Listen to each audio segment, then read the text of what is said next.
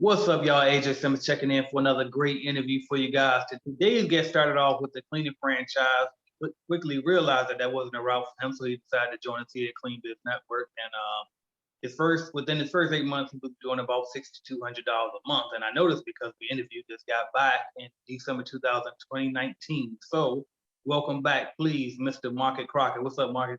Headed to the top, there ain't none of y'all stopping me. Used to say I never get a ring, Charles Barkley. Now I got a wife, got kids, own property. Bubble-eyed beans that look like that be watching me. Okay, I lied about the beans, but that was hard though. I'm still in that black act, but she starred though. Cause that's all it takes. Don't flash it for. I'm on my grind, not no motherfucking fashion show. Hey, Mr. AJ Simmons, man, I appreciate you having me, man. It's good to see you. Absolutely, man. I was struggling trying to, because I'm usually freestyling, right? I was struggling trying to memorize that little intro I typed up. But anyway, Yeah, it's all good. Good, man. But yeah, man. So go ahead and remind us a little bit about who you are, where you're from, your background, that type of stuff. Yeah. So again, my name is Marcus Crockett. I'm from Tacoma, Washington, in Washington State. I've been in business for a little bit. I started off in a franchise in 2015. Shortly after, I think it was 2018, 2019, I joined CBN and I saw my revenue quickly take off, and it hasn't stopped since. So. Okay, that's what's up, man. Now, speaking of revenue, let's just go ahead and cut to the chase, right? So last time we spoke to you, like I said, it was December 2019. Today, what is it? May 2021, the end of May. So could you share with us what the revenue is today? Yeah, before we were doing 6,400, 6,800, something like that per month. Now we're doing around 23,500 a month. Wow, man, that's all independent. That's all after leaving the franchise. And I want to point that out because I know a lot of my fellow franchise owners, I say fellow because I used to be one, right? And I was scared to leave it, right? And so a lot of us unit franchise owners, we're scared to leave because we think that's all we got. But Mr. Crockett here is proof that that's not all you got, all right? So shout out to Marcus again, even though you're right here. Shout out to you, man, for making that jump and just doing an amazing job, man, for sure. No doubt. Absolutely. So again, you started way back in 2015, 2016. You fought through and you built up. Here we are, 2021. So you had to go through COVID. How did that affect you? For anybody who's listening, or regardless as to what industry you're in, whenever any market you're in starts to squeeze or to get tight with the money, when people start to contract on their marketing, when people start to contract on their sales, make no mistake, you're everyone's opponent. When people start to pull back is when you want to go full forward. You want to put as much money as you can into your marketing. You want to put as much money as you can into your processes, into your procedures. So that way, even though that there's even though that the market is constricting, there's still clients out there to be had. And if you're continuing to grow while your competition is pulling back, that's just going to separate you from the pack, not only during the time of the market contraction, but also after the fact. So during COVID, lots of businesses were closing down. Lots of cleaning companies in our area, they were pulling back. They didn't have the processes in place that we didn't know COVID was going to happen, but we had processes in place to keep the ball moving. I just had to keep putting money into it, keep feeding the beast, right? And because of that, COVID has been a blessing for us. It really has. Wow. So you say it's been a blessing. So could you kind of go a little bit more in detail on how exactly it was a blessing for you? Yeah. So, when it happened, I was in a position where, I'm already going to a major distributor to get all of our cleaning supplies, and we have a pretty good relationship. But I don't know if people will remember, but the first one of the first cases was here in Seattle, and the guy who I get all of my supplies from, he was telling me, he said, I know you come in here, you usually buy 10, 11 boxes of gloves and this and that. He said, but double it, triple it, whatever you have. If you have the money to buy more things, you need to go ahead and buy it. And it kind of threw me off a little bit because it's still brand new, right? Nothing had been shut down. It's just this one person who's sick, and he pretty much, he wouldn't let me leave out of the store without buying more than what I intended to buy, which was a good thing, because 2 or 3 weeks later, after everything did shut down, most of the things were shutting down, I was able to go in and educate some of my existing clients who did in fact stay open. Like a lot of people, they really don't know the difference between, say, your simple processes, sanitation versus disinfection. They didn't know that. And me, us being in position to have, that simple knowledge, as well as an abundance of cleaning supplies when people weren't able to get, hand sanitizer or Clorox wipes. We had already had an abundance of it because, the distributor who we were getting it from had us collect so much of it. So when I would go in and I would do follow-ups with potentially new clients or existing clients who didn't close their doors, I'm able to tell them, like, hey, if you want to sanitize something, that, that's going to be fine, but just know that your sanitation is it's only going to do what the label says, and that only attacks the bacteria. If you want to come in and disinfect, the disinfection is going to kill the bacteria along with the viruses that are on the actual label. Just that simple information, they weren't aware of that. And then you put that on top of just going around some of the existing clients and having them tell us, some of their, I'm sorry, not the existing, but some of the clients that we would do walkthroughs for, have them telling us some of the issues that they were having, the reason why we're there in the first place. That little bit of information pointing out, well, I can guarantee you that if that picture frame is dusty, there's other things in here that are dusty. And if those things are dusty, your place isn't being sanitized and it's not being disinfected. And sure, it's not being because it's not clean. And because I was able to have such an abundance of supplies during the outbreak of COVID, kept us moving.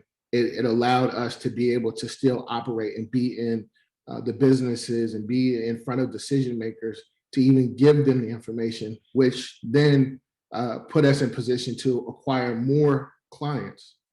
So when I say COVID it's unfortunate, but for us, it was a blessing. And that's just cleaning. That didn't have anything to do with the electrostatic spraying and some of the fogging and stuff. That was amazing. Wow. It really was a blessing for us. You know what, man, and hopefully I'm gonna try not to go too far on a tangent here, but that's just a huge point, because I remember I was listening to some Robert Kiyosaki book or lecture or something, but he was saying the best way to find opportunities is to simply be in business, right?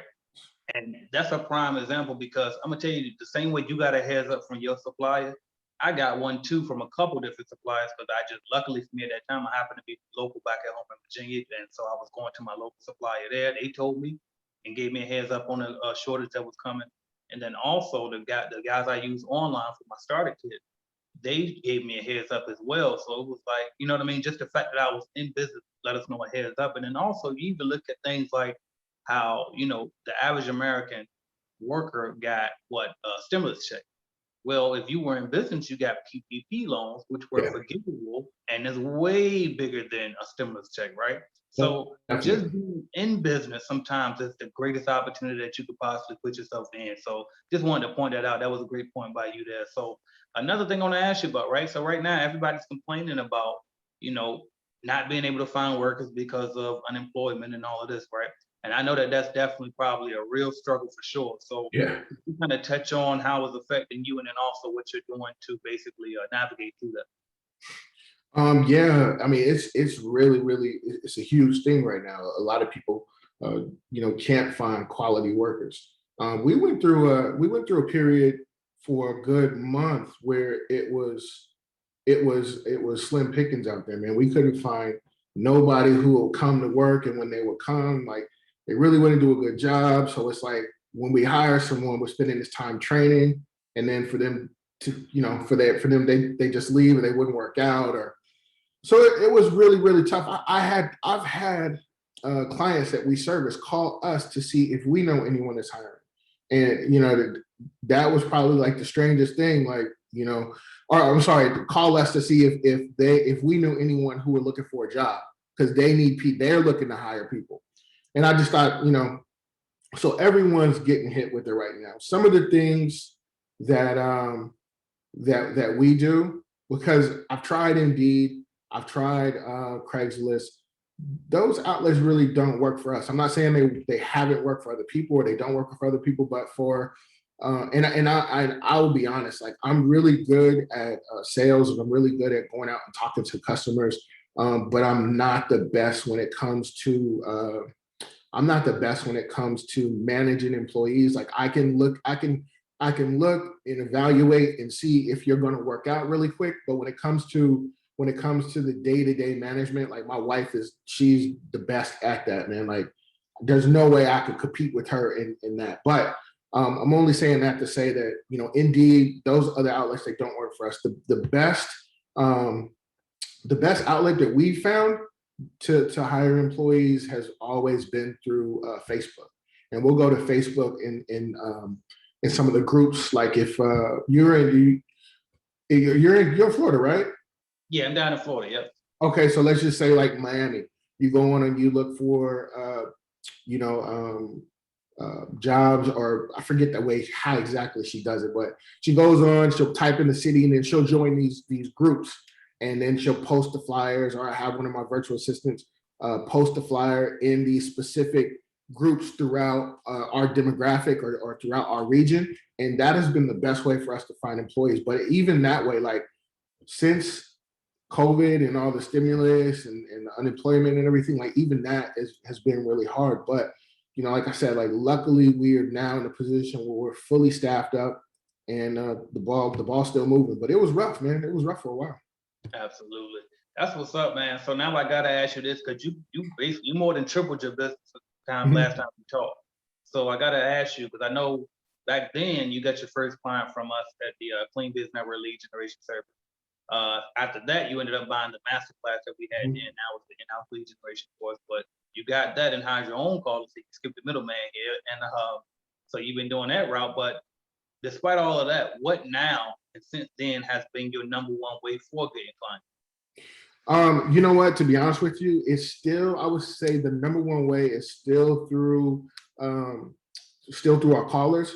But you know, since we've grown so much, I invested a lot of money into redoing some of the behind the scenes stuff on our website as far as our search engine optimization. Google My Business is really big. That helps out so much because clients can, once they Google you, I mean, you're going to be right there. And then if you have callers that are calling, then that puts it in, oh, I heard of those guys. And then they may look up something else, and then you're right near the top with your search engine optimization. So callers is still good, but it's a system. It's a machine. You know, the callers we got working for us, Google My Business, search engine optimization, word of mouth. You know, however, I don't care how they find it. Somebody reached out to my wife through her personal Facebook, like, hey, I heard that you guys have a cleaning company, and could you come give us a quote? Yep, we sure will. I don't know how they found us. I don't know, but you know, we put the machine in place and keep it oiled, keep it fed, and let it do its thing. Absolutely. And it's crazy that you brought that up, because so many people ask me, right, they'll be like, well, should I pay for advertising? And I'm like, well, if you're going to do ads for commercial, I probably would do Google ads, but honestly, you don't really need it. To me, as long as you're on Google My Business. And a lot of people overlook that. I don't even know how Google is allowing that for free. You know what I mean? Yeah. People just do not use Google My Business for some reason. But if you're not up there, get yourself on there. And if you already in Clean Biz Network, you're not up there, you should be ashamed of yourself, because right inside the starter kit. Man, that's been. Oh, and also too, shout out to Rube, man, because Rube put me on with the email campaign. So I got one of my virtual assistants. That's all she does. She sends out, she's running our whole email campaign department, and that's been real big. And Rue put me onto that, so shout out to him. Yeah, shout out to Rube Hogan, by the way, another CVM member. I'm bringing him on next too, but because I still need to apply that too, because I remember I was on that call and he brought that up, and I still got to apply that. So I appreciate you for reminding me of that too. That's something I have to do for sure. But one thing I was going to ask you too, man. So you said you're good at sales, right? Mhm. So what can you share some walkthrough tips for what you do, like during your walkthrough to help close the deal? Yeah, so for walkthroughs, first of all, like when you show up to your walkthrough, you want to be, you want to look nice, and you know, you want to, obviously you want to be clean, you want to be dressed. If you can wear a nice shirt and a tie, that always helps. It's never going to hurt. But when you meet the person, when you meet the receptionist, usually, depending on where you're going, the receptionist is just the gatekeeper. That's not the person who makes the decision. I know sometimes in some of the doctor's offices that we have, it'll be the main doctor's wife, whoever owns the practice, that wife. Sometimes that person is the reception, but that doesn't matter. But when you get there, make sure you look good, make sure you're nice, you're presentable, and you let them know who you are, who you're there to see. 9 times out of 10, that person is going to say, okay, they're going to either pick up the phone and call that person, or they're going to leave from the desk and they're going to go get it. Now, if they leave, that gives you a little bit more time. You are looking, what I'm doing is I'm looking in the corners to see if I can spot any cobwebs. I'm looking on the ground in the corners of the floor to see if there's any buildup of dirt or any debris that I can readily see. If there's a picture frame, if there's something hanging on the wall that's close by, I'm gonna run my finger by it real quick. Now, usually, if they're calling you, obviously, if you're calling them and they're setting up an appointment, it's for a reason. So many times I'll go and I'll do walkthroughs, and there will be dust or there'll be a buildup on the picture frame. Now, when I see it as the secretary's leaving or she's coming back to show me the person, if I see it, if I run my finger across and I see there's dirt, I won't say anything. I won't say anything at all. I'll wait, I'll meet the person. You know, now that in sales is kind of a weird time because we can't shake hands, but the person come out, we're friendly, we meet, and they don't really know how to do this because their business is whatever. So if it's a dental office, they're in the business of cleaning teeth. So you're the expert. So they're coming to you to ask you, hey, so what do we do? And that's when I'll tell them, hey, well, why don't you go ahead and let's just walk around. Show me some of the, show me the office. Now, as we're walking, you know, and they're telling what needs to be done. And we already know that whatever office you're in, you're going to be doing the trash, you're going to be cleaning the flat countertops, the bathrooms, etc. So as they're telling me those things, I'm listening to them, and I'm just taking it in. I'm not interrupting. I'm not doing anything.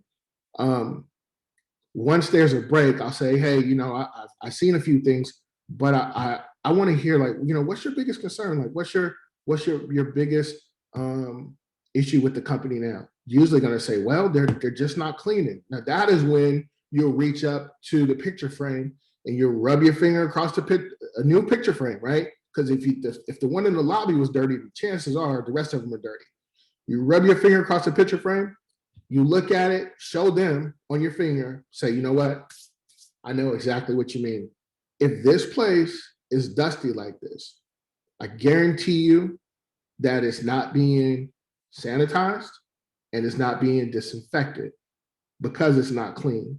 And in this day and age, with everything going on in the world right now, you can't afford to have your staff or your patrons, you know, possibly contract, you know, a cold, a flu, or whatever from coming into this building. Your company deserves a company to come in and provide you with the service that you're paying for.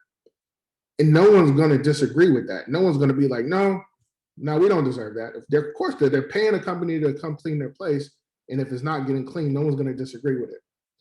So once that's already been set in stone, or once that's already been established, that you listen to them, you understand their concern, and then you provide them with solutions on how to fix the issue that they're having, the next thing I'll ask is, you know, I know for sure that my company can come in here and we can turn this place around, like without a shadow of a doubt, and you'll notice it immediately. Um, my next thing is, and I hate to ask, but I have to, just because I don't want to make things uncomfortable for you guys, but also I want to make sure that we are providing you the service that you want that's within your reach. So can I ask, what is your budget for the company that you're paying right now? Usually they may not know. Sometimes you know, I would say it's half and half. They may not know right off the top, but they're good. They can go get it. They can find out really quick what they're paying. If they have to leave and they have to go find out, I'm looking for another way to make short talk. If I see a picture of, you know, Kobe Bryant on the wall, or if I see a picture, oh, hey, you guys like basketball? While we're going, yeah, you know, my husband is into this or that, or yeah, I used to play high school, or whatever the case is, right? I'm lightening the mood. While they're getting me those numbers, they're telling me the numbers. I'm already evaluating how long is it going to take 2 of my staff to come in here and clean this place. So once they tell me the numbers, I'll say, hey, you know that's a really comfortable number, or I'm going to say, you know, I'm going to do my best to stay within your budget, but you know, it could go either way. I'll go back to the office, I'll put the numbers in, and you know, I'll send you an email, I'll get back to you. But that only comes from just doing it so much.